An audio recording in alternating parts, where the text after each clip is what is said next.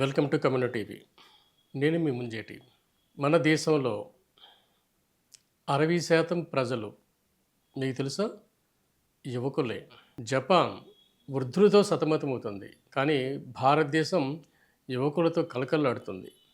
అయితే ఆ యువకులు ఈరోజు దేశ సమగ్రతకు అభివృద్ధికి కారణమవుతున్నారా లేదా? మీరు ఆలోచించండి. ఎలక్షన్ జరుగుతున్నప్పుడు ఎక్కువగా ఎలక్షన్లో పార్టిసిపేట్ చేసేది, ఓట్లు వేసేది వృద్ధులు, కుటుంబాలు. యువత పెద్దగా కనబడదు, వాళ్ళకి ఇది ఎలక్షనే పట్టదు.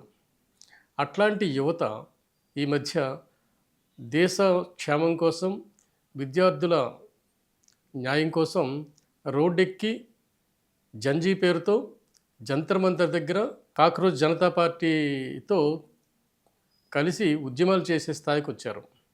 అంటే మన జంజీ పూర్తిగా మారిపోయింది, వాళ్ళ ఆలోచన తీరు మారిపోయింది. వాళ్ళు ఈరోజు భారతదేశం ఎటుపోతుంది, అధికార పార్టీ ఏం చేస్తుంది, సరైన రాజకీయ నాయకులు ఎవరు, వాళ్ళు దేశానికి ఎటువంటి పనులు సేవలు చేయాలి, వాళ్ళ దేశం గురించి ఏమో ఆలోచించాలి, ఎలక్షన్ రాజకీయాలు చేస్తున్నారా, అభివృద్ధి రాజకీయాలు చేస్తున్నారా అని ఈరోజు యువత 1-10 సార్లు చర్చిస్తుంది. ఇలా కోణంలో ఆలోచిస్తున్న యువత దేశంలో 60% ఉన్నట్టుగా మనకు కనిపిస్తుంది. సో ఇప్పుడు యువతని పట్టుకోవాలి. అందరూ యువత చుట్టూ తిరుగుతున్నారు. ఆ యువతను పట్టుకుంటే వచ్చే ఎన్నికల్లో గెలవడం అనేది ఈజీ అయిపోయింది. అందుకు మన ప్రధానమంత్రి వరుసగా యువత గురించి మాట్లాడుతున్నారు. అక్కడ పార్టిసిపేట్ చేసిన, ధర్నా చేసిన, ఆయన్ని తిట్టిన యువతని క్షమిస్తున్నారు.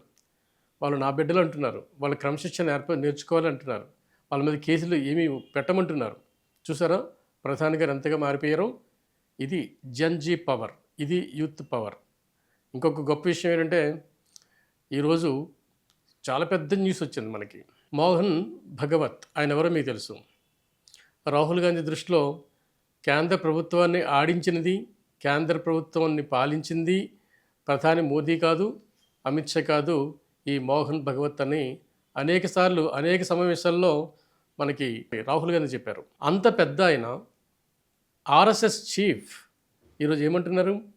యూత్ ఖచ్చితంగా వాళ్ళ ఆలోచన తీరు మనం గౌరవించాలి, వాళ్ళు నిరసన చేసే హక్కు వాళ్ళకు ఉంది, వాళ్ళు ఏది చేసినా మంచే చేస్తారు, అలా నిరసన చేసిన ఆ నిరసనలు దేశ వ్యతిరేకత కాదు, అది కూడా దేశభక్తిలో భాగమే అని మన జంజీకి ఆయన పూర్తి సపోర్ట్ చేశారు.